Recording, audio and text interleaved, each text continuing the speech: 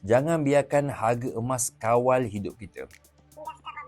Kalau anda tengah simpan emas, ingat satu perkara penting. Jangan biarkan harga emas kawal emosi kita.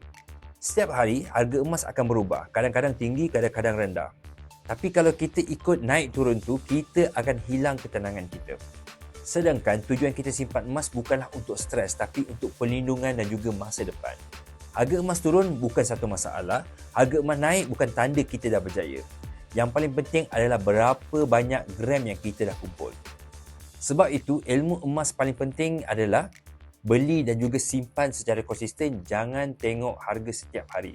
Bila kita berhenti monitor harga, kita mula fokus pada matlamat kita yang sebenar.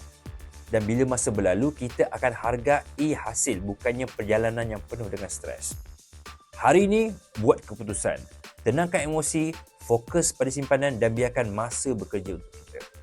Untuk memulakan simpanan emas bersama Public Gold, anda boleh hubungi saya dan jangan lupa follow, share dan juga like untuk info lain tentang emas.